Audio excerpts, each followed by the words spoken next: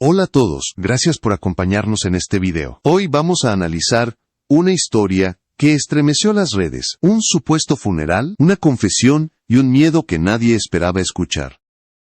No es solo un rumor más, es una cadena de hechos, silencios y versiones cruzadas que merece ser contada con cuidado y profundidad. Todo comenzó con un título que apareció de repente en redes sociales y grupos de mensajería. En el funeral de Jason Jiménez, su esposa confiesa y revela algo aterrador. En cuestión de horas, miles de personas compartieron el mensaje sin verificarlo, dando por hecho que el cantante había muerto, que existía un funeral, y que su esposa había hablado entre lágrimas. El impacto fue inmediato porque Jason Jiménez no es un artista cualquiera, es una figura central del regional colombiano con millones de seguidores que sienten su música como parte de su propia vida. Pero aquí surge la primera pregunta clave. Si Jason Jiménez está vivo, ¿por qué se habla de un funeral? La respuesta nos lleva al corazón de este fenómeno, la mezcla peligrosa entre titulares sensacionalistas, fragmentos sacados de contexto, y el deseo colectivo de consumir tragedias ajenas. En realidad, el llamado funeral no aparece en ningún medio oficial, no hay comunicados familiares ni registros públicos que confirmen una muerte, y sin embargo el rumor se extendió como si fuera un hecho consumado. En medio de esa confusión, apareció otro elemento aún más perturbador, una supuesta confesión de su esposa. Circuló un audio, luego un texto, después un video, editado, todos atribuidos a ella, en los que supuestamente revelaba algo aterrador sobre su marido. El problema es que cada versión decía algo distinto, en unas hablaba de miedo, en otras de amenazas, en otras de un secreto guardado durante años. Nada coincidía, excepto el tono alarmista y la intención de provocar pánico y morbo. Gracias por ver este video y suscribirte al canal para apoyarnos y darnos fuerza para seguir investigando historias como esta. Para entender por qué esta historia prendió tan rápido, hay que mirar el contexto emocional del público. Jason Jiménez ha construido su carrera cantando al dolor, al desamor, a la pérdida y a las batallas internas, por eso mucha gente creyó que la tragedia encajaba con su narrativa musical. Cuando un artista habla de sufrimiento, el público tiende a asumir que detrás hay una vida llena de sombras, incluso cuando no existen pruebas. Creadores de contenido sensacionalista saben esto, y lo utilizan para fabricar relatos que parecen creíbles aunque no lo sean. El uso de la palabra funeral fue clave porque activa una reacción automática, miedo, tristeza, urgencia por saber más. Luego se añadió la figura de la esposa, presentada como una mujer rota que finalmente se atrevía a hablar, un recurso clásico para legitimar cualquier historia, sin necesidad de pruebas. Lo aterrador no estaba definido con claridad, y eso permitió que cada persona llenara el vacío con su propio temor, enfermedad, violencia, amenazas, colapso mental. En este punto, muchos seguidores comenzaron a preguntar directamente en redes oficiales, otros buscaron comunicados, otros simplemente aceptaron el rumor como verdad.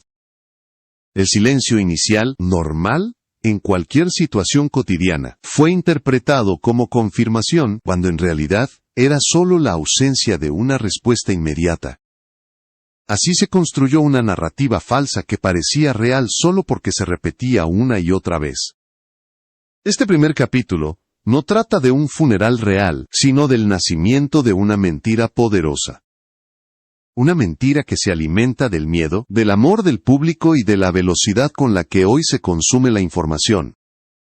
En los siguientes capítulos vamos a separar con precisión qué se dijo, quién lo dijo, qué es verificable y qué fue manipulado. Para comprender ¿por qué el rumor tuvo tanta fuerza? Es imprescindible detenernos en quién es realmente Jason Jiménez y cómo ha construido su imagen pública a lo largo de los años. Nacido en Manzanares, Caldas, Jason Jiménez creció en un entorno marcado por dificultades económicas, violencia cercana y una sensación constante de lucha por sobrevivir.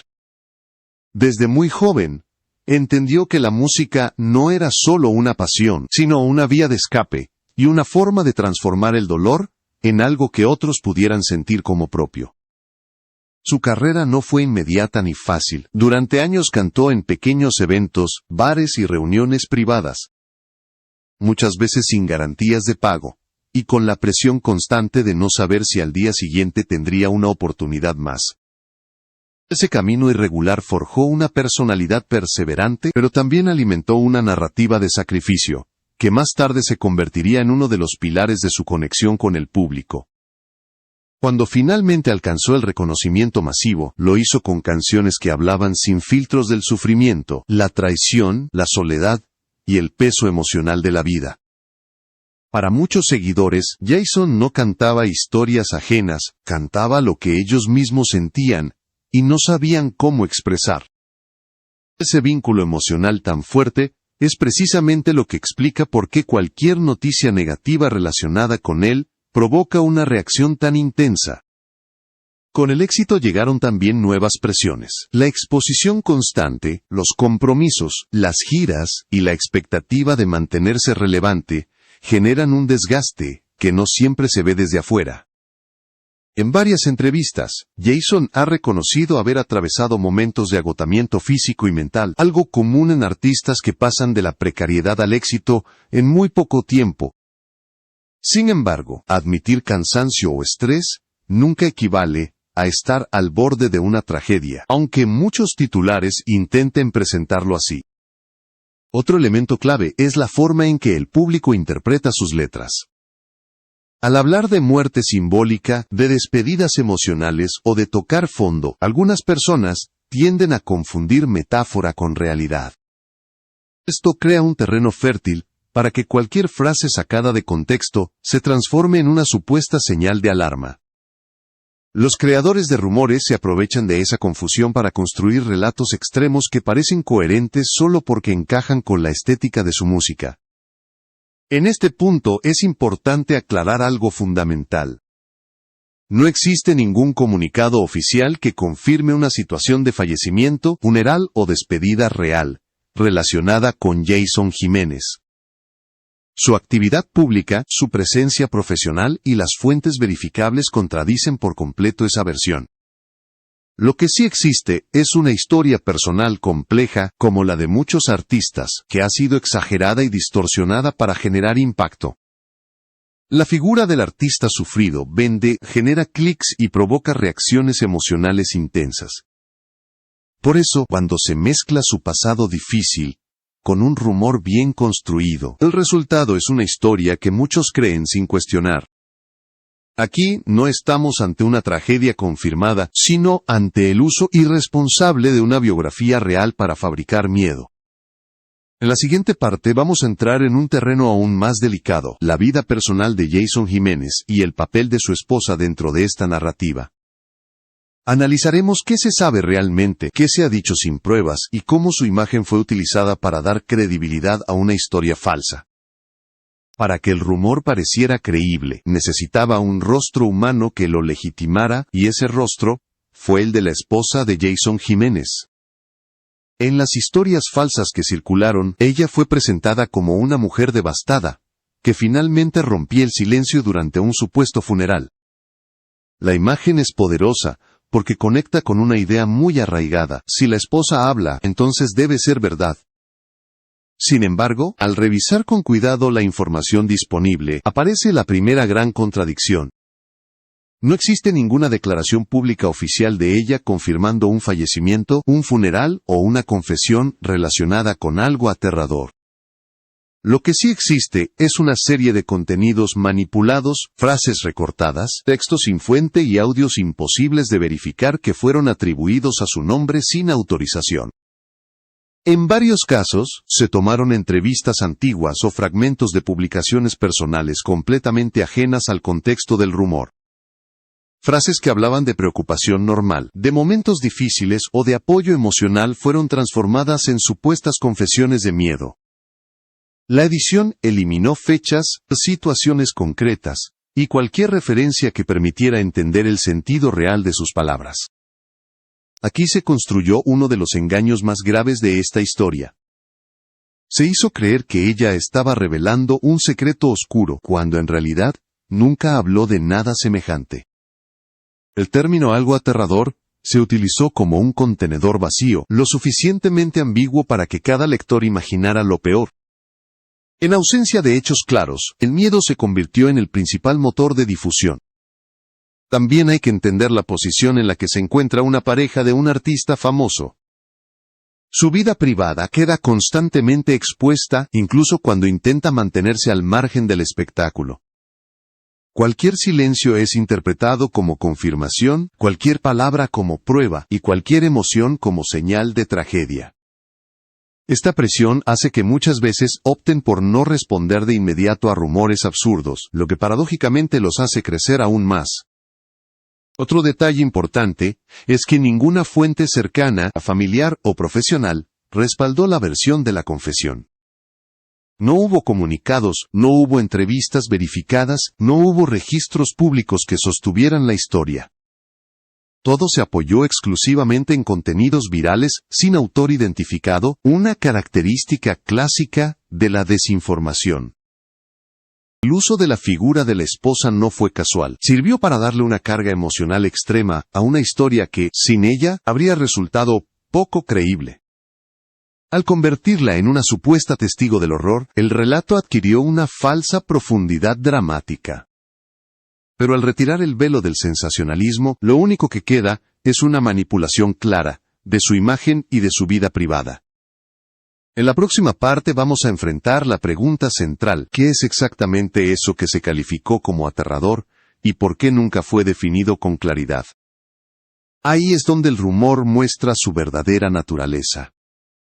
Llegados a este punto, es necesario enfrentarse directamente al núcleo del rumor, aquello que fue descrito como algo aterrador.